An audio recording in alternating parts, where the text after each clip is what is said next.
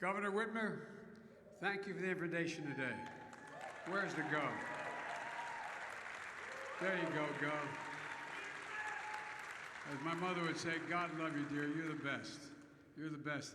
And that short guy next to you on your right, I don't know, man. Get up here, Lieutenant Governor.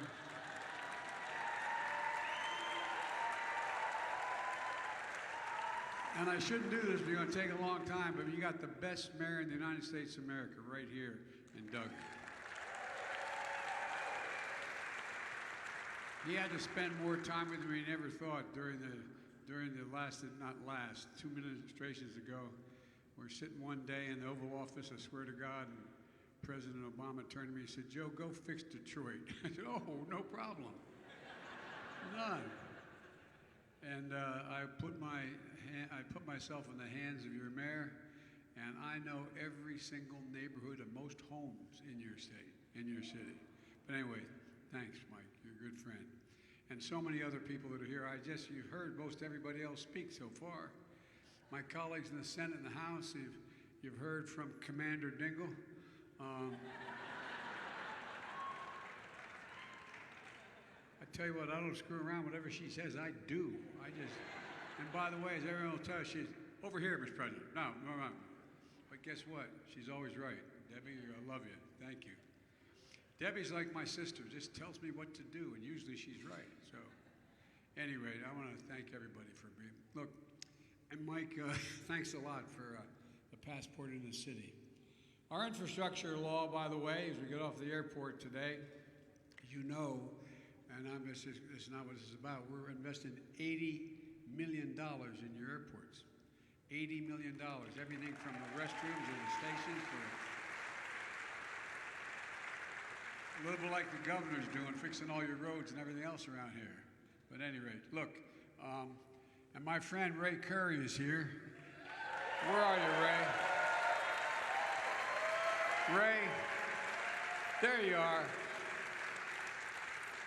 As the saying goes in Claymont, the city I moved to in Delaware when I was in third grade, UAW brung me to the dance.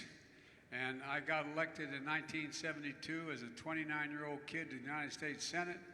And it's because we used to have the highest percentage of auto workers of any state in the nation, higher than here, because we had such a small population, and we had about 14% of our entire population was auto workers. We had the largest Chrysler plant outside of Detroit, and we had the largest GM plant, and we had an awful lot of carriers as well.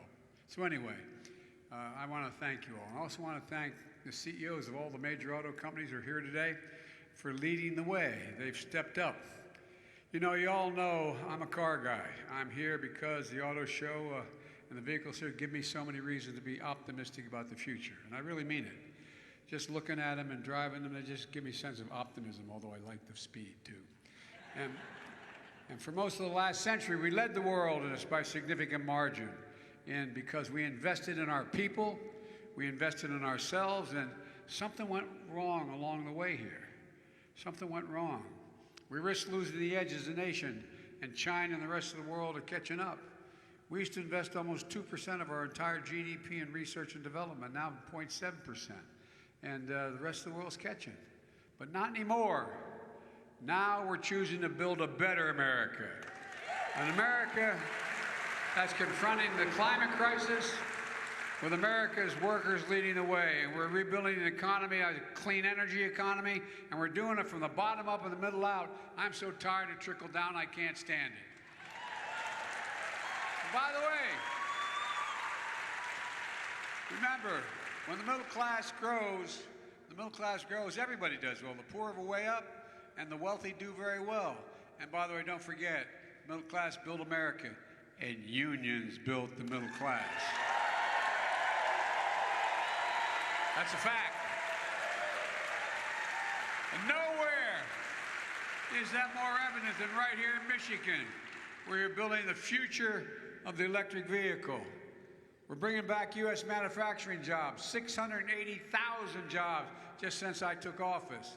Good paying jobs, union jobs, middle class jobs, jobs that give you a sense of dignity and a fair shot. My dad used to say, all I want is just a little bit of breathing room. Just a family should have just a little bit of breathing room and be treated with dignity. I used to be that to buy an electric car, you had to make all sorts of compromises. But not now. Thanks to American ingenuity, American engineers, American auto workers, it's all changing. Today, if you want an electric vehicle with a long range, you can buy one made in America. If you want one that charges quickly, buy American. If you want one that's fast in the quarter mile, buy American. So, by the way, while we're here in Detroit, building in America, we're making it easier for folks at home to buy it here in America.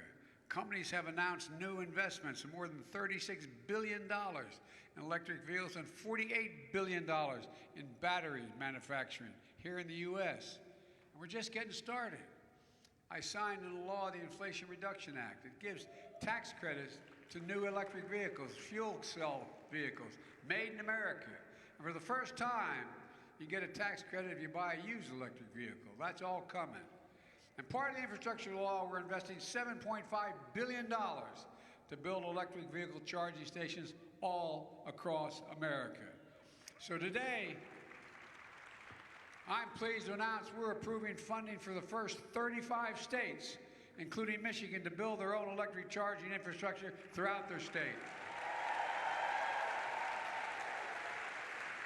And y'all are going to be part of a network of 500,000 charging stations.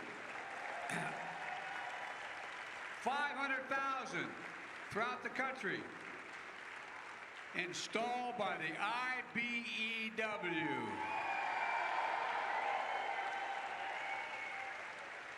Boy, I owe a special thanks to for the last election. Look, folks, the Great American Road Trip is going to be fully electrified.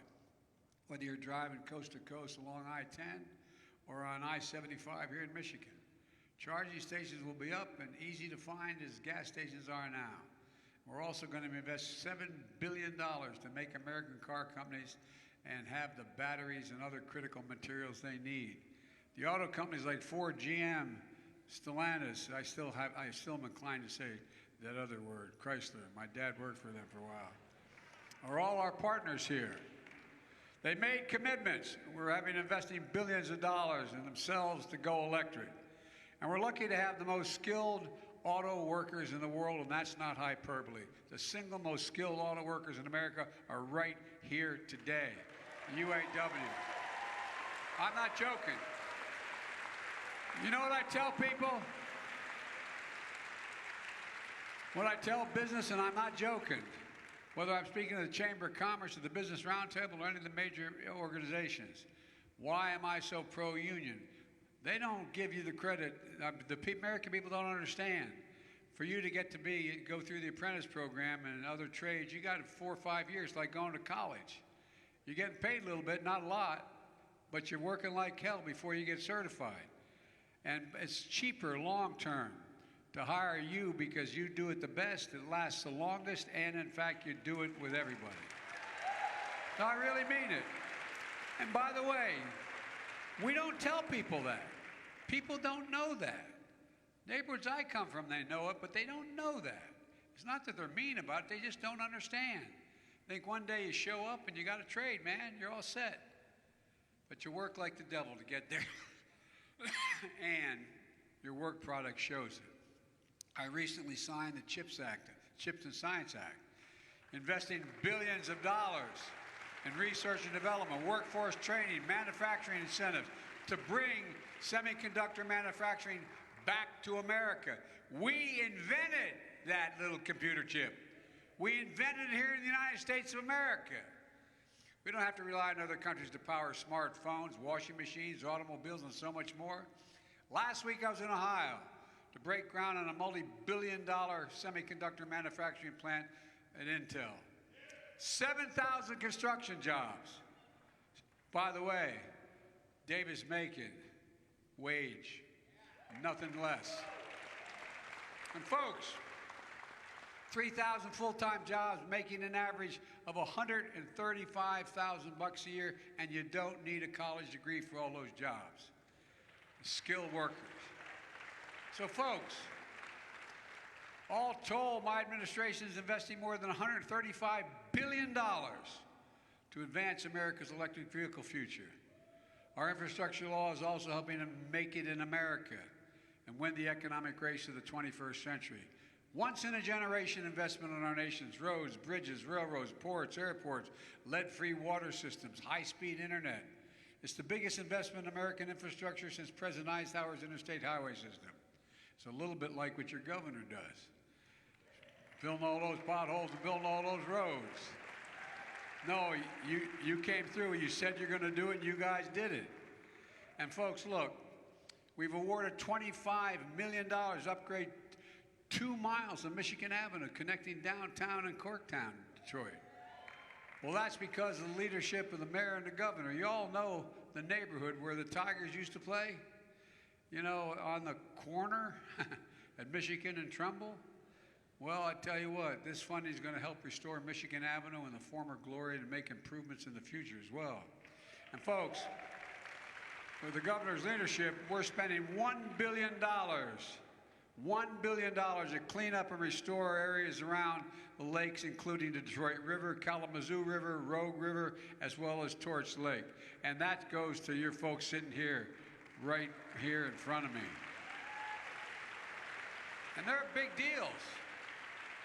That's going to make a significant impact on the economy of this state, and by the way, the entire Great Lakes system. And it really is. I don't know, people, I wish I had time, well, I don't want to take your time, but there's so much to explain that people would, when they go, whoa, I didn't know it would do that. But you see these two ladies sitting in the front here? Don't get in their way, because they want to make sure that gets done. And we got a Secretary of Transportation and a Secretary of Energy and a Secretary who all are with us, and they want to make sure it gets done too. Folks, look, when you see these big projects in your hometowns, cranes going up, shovels in the ground, workers with hard hats on, I want you to feel the way I feel, and I really mean it. Pride in what we can do when we do it together.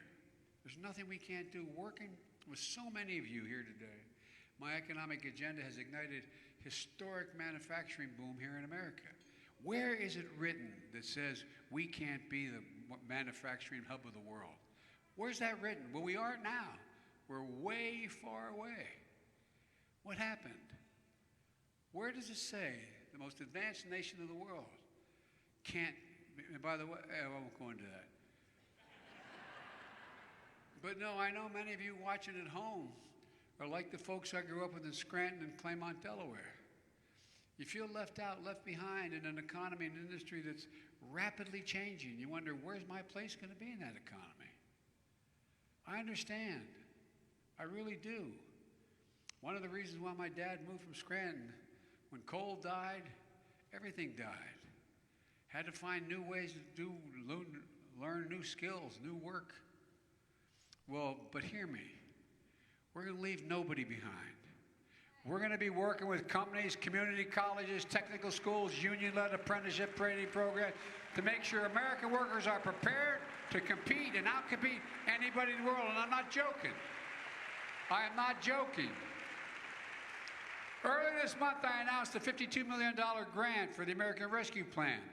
That's a partnership right here in Detroit, including the big three, United Auto Workers, to train workers and upgrade factories for electric vehicle revolution. For example, just like they used to be building carburetors, you aren't going to be doing that much anymore with electric vehicles.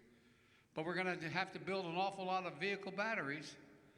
And the first people to get those jobs, the first people to train for those jobs, the people that are going to be able to do those jobs, anybody displaced. Anybody displaced. You know, I work with longshoremen back in my state and around the country.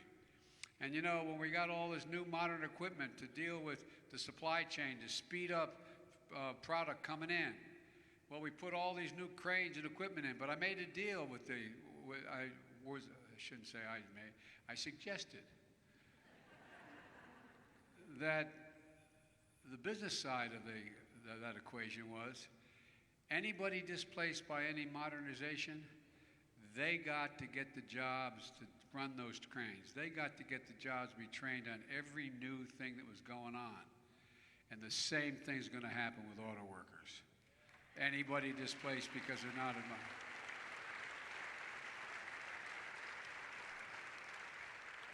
I ran for office to build a better America, not just to get us back to how things were before the pandemic.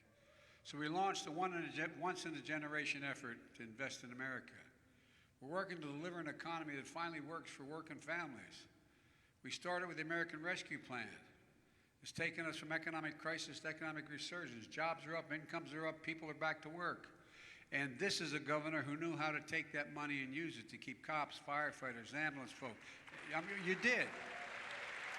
Some of the governors literally pocketed the money. They put it to reduce, they wanted to reduce taxes with it. But you used it to keep people employed, keep schools open, keep it all running. You're a great governor. You're a great governor. And by the way, American manufacturing is roaring back. Just since I've been in office, we've already created 10 million new jobs. More jobs in that time period than any time in American history. Unemployment rate is 3.7%, near a 50% low, a 50-year low. But there's more we can do. But the American people should have confidence that we are on the right track. We're doing all this while cutting the deficit at the same time. Used to always hear from my friends on the other team, yeah, they spend a lot of money and maybe some of it worthwhile, but they're just increasing the deficit. Guess what? First year in office, we reduced the deficit by $350 billion. And guess what? This year, we're on track at the end of the fiscal year to reduce the deficit by over $1 trillion.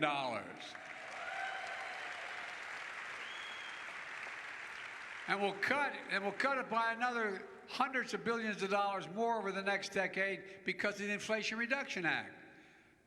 Because Medicare is going to be able to negotiate lower drug prices, meaning taxpayers pay out less money. Look, these investments are also tools to fight against climate change. Building cars with zero tailpipe pollution, running on a cleaner grid, making and inventing the technologies that are going to power the future. Let me close with this. When President Obama and I took office back in 2009, the auto industry was on its back. We were told, as you remember, and this was one career, by the way, as I said, all kidding aside, my state used to have the highest percentage of auto workers of any state in the nation. They're all gone now. It's all gone now. But used to have the highest percentage. And guess what? We were told when the automobile industry was going belly up that it would never recover. And the answer, we weren't going to be able to sell American-made cars at the same rate as we did before. But we didn't listen. And this is the God's truth. Because the debate we had internally was, and I made the case, so the president, we bet on the UAW to bring it back. Swear to God, you brought it back. No, I'm not joking. Think about it. The UAW brought it back. That's who we bet on. We're betting on you again. You got a lot of help from American engineers, from American innovation. We extended a lifeline, and we stepped up, and we saved more than 1 million jobs. Because of that work, the U.S. auto manufacturers are in a position today to drive full speed ahead. I believe we can own the future of the automobile market. I believe we can own the future of manufacturing. American manufacturing is back. Detroit is back. America's back. And folks, we're proving it's never, ever, ever a good bet to bet against the American people. Never, never, never. You just got to remember who we are. We are the United States of America. We are the United States of America. And there's literally, I mean this sincerely, there's not a damn thing we can't do. Nothing, nothing, nothing, if we do it together. God bless you all, and may God protect our troops. Thank you, thank you, thank you.